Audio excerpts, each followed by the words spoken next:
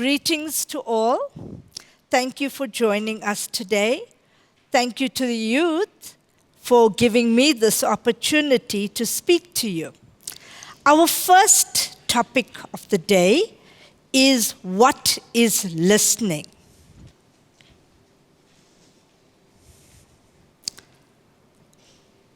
What is listening? Listening is giving your attention to sound.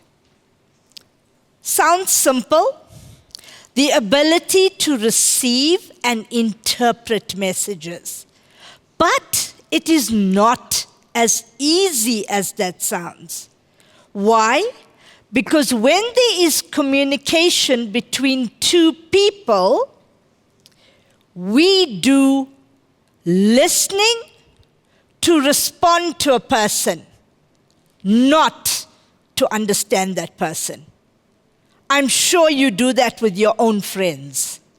When you are listening to somebody, you are hearing them, but in your brain, you've already decided what you're going to reply.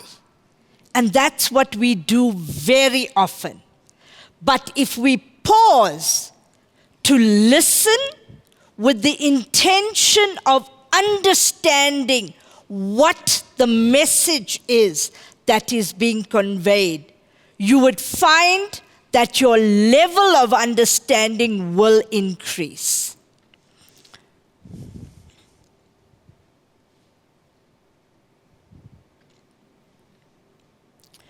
We are unique individuals. The other two speakers alluded to that. You are different. In every aspect of your life, no two people are the same. This is also true with the way you learn. You could be an auditory learner, meaning you hear, you understand. But if you are a visual learner, this is not going to help you because you need to see what you are learning in order to bring about meaning for it. The word kinesthetic comes from the word kinetic, meaning movement. When you are a kinesthetic learner, you want to be hands-on. You want an activity. You want to do a practical. You do not want to sit at your chair and just listen to somebody. Even if they give you the prettiest picture, the most colorful graphics, it's not doing anything for you. So, you need to decide, which type of learner are you? Remember our school curriculum. It caters for one size fits all. Reminds you of socks? They put you in a box. They say follow the curriculum. But you belong to a different type of learning style. And when that happens, you can't stay in the box. You've got to get out of the box. Today we will do a comprehension exercise, and I will try to cater for all three types.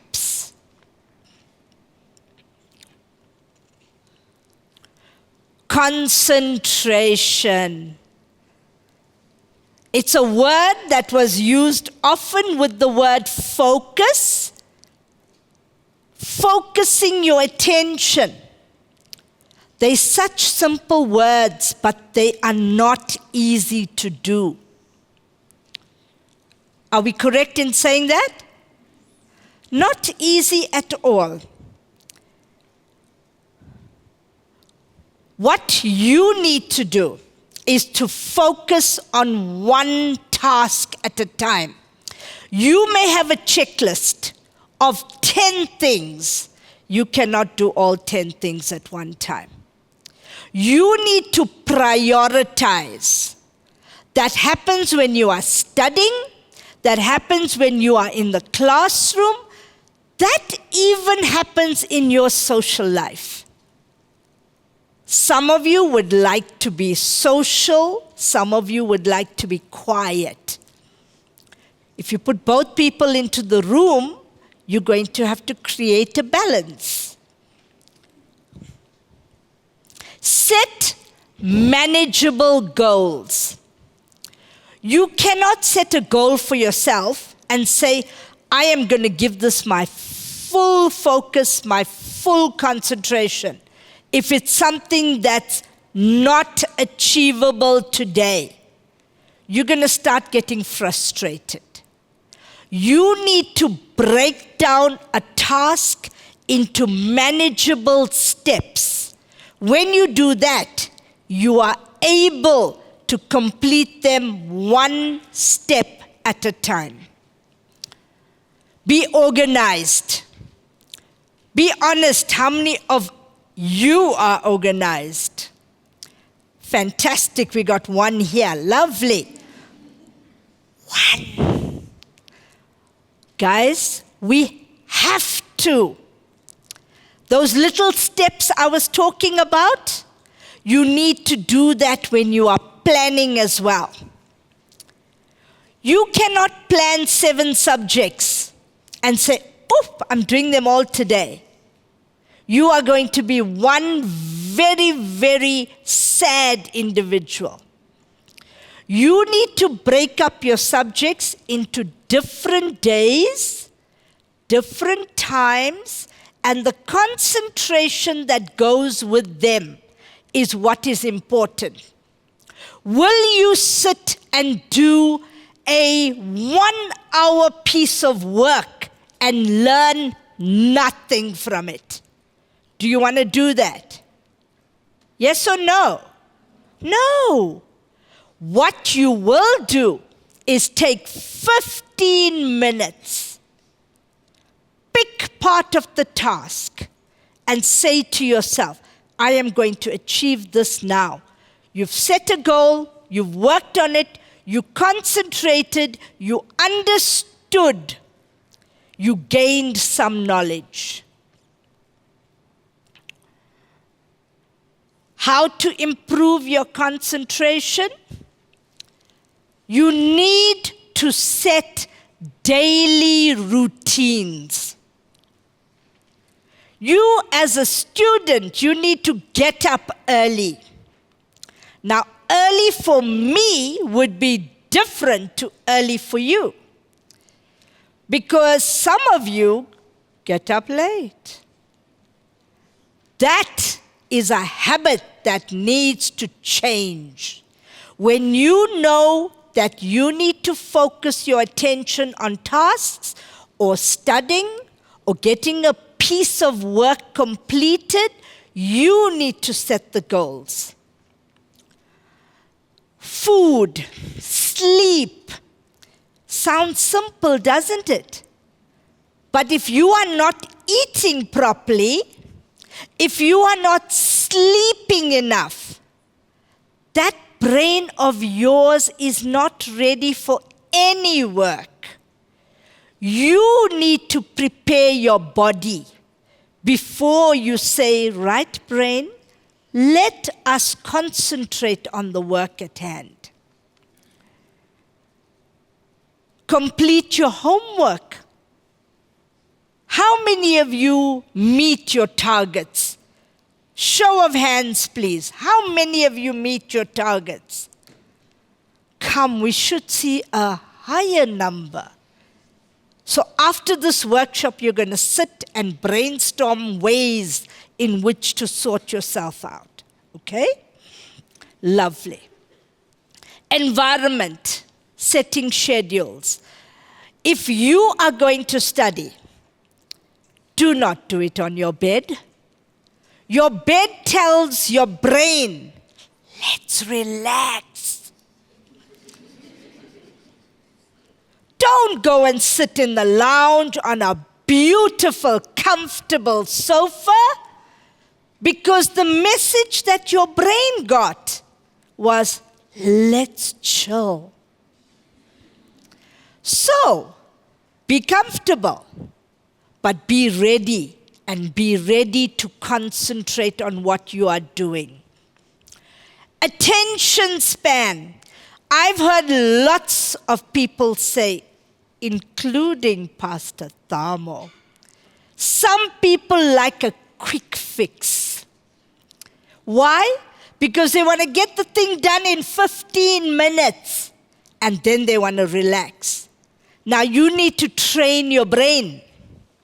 When you train your brain, you're telling your brain, today we are working for 15 minutes. Tomorrow, let's try 20. Over 2 weeks, extend it to about 40 or 45 minutes. Your brain gets the message. I'm sitting down to work. Let's focus. Let's concentrate. Remember, your attitude decides how you work. Your brain needs the message, I'm ready for serious work. And if you are not serious, especially when we get to the reading comprehension part, you need to tell yourself, I'm ready to read. You need to do it with a positive attitude. Oh, I'm sorry. Overstimulation. The youth of today is overstimulated. You have digital disaster on your hand. The social media that you watch for hours, scrolling, 15-second videos. You're looking for the next video, and the next one, and the next one. What is happening to your brain? Your brain is tuning itself to 15 seconds. That's your level of concentration. The minute you stop with those continuous scrolling and you set yourself down and you tell yourself, this is what I need to do for 15 minutes, and it's not social media. Because you have a digital overload. You can't focus on anything else. That information is destroying your focus levels. So today, you are going to make a decision. Social media, there's a time and place for it. But when you're a student and you are studying, keep that phone far away. I'm sure you don't like what I'm saying, but this is about you and your goals and your concentration and the assessments that you are going to write and the examinations you're going to sit for. So you need to take responsibility. I need to give you a few hints. Now, when it comes to you wanting to study, lots of you get into a panic state. I want you to try this. Close your eyes and breathe deeply, meaning breathe in and hold it. I promise I won't do anything to you. Close your eyes. Breathe in, hold, breathe out. I heard a cough, no breathing out. Okay, guys, it needs to be done deliberately. When you need to focus, especially when you are tired, the deep breathing actually sends more oxygen to the brain. And if you are tired, you actually have that few seconds to refresh yourself. You need to know that your body takes strain. And you need to be the one to put yourself right when you are tired. Even concentrating on a piece of work for half an hour can be very difficult. If you do the breathing exercise, now don't do it so loudly that the whole class gets disturbed. So you make sure that you do it for yourself. And also, if you're tired, shift your gaze. What does that mean?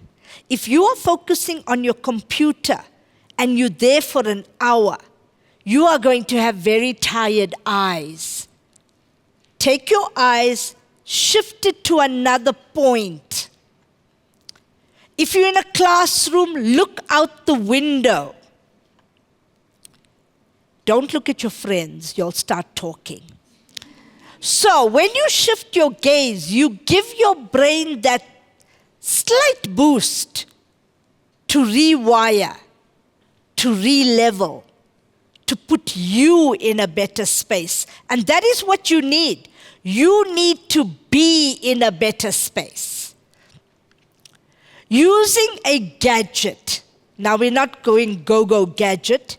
We are saying if you need to focus, use a stress ball. Use a fidget spinner. How many of you have seen your friends take a pen and tap, tap, tap, tap on the table? You've seen it? How many of you have heard a friend clicking that big pen? It disturbs you, but it puts that person in focus. Remember we spoke about kinesthetic? That person needs to move their fingers. And there are little gadgets where you put it under your feet and you rock your feet without disturbing anyone else. That's because you're a different type of learner. So, it is important to do it discreetly. You don't need the whole class to know. You don't need your neighbor next to you to know. It's important. Okay. Regular movement breaks. I'm going to give you one. You have a small comfort break. 2 minutes. 2 minutes. If you need to go to the bathroom or outside, just to breathe the fresher air out there. You've got 2 minutes. Thank you.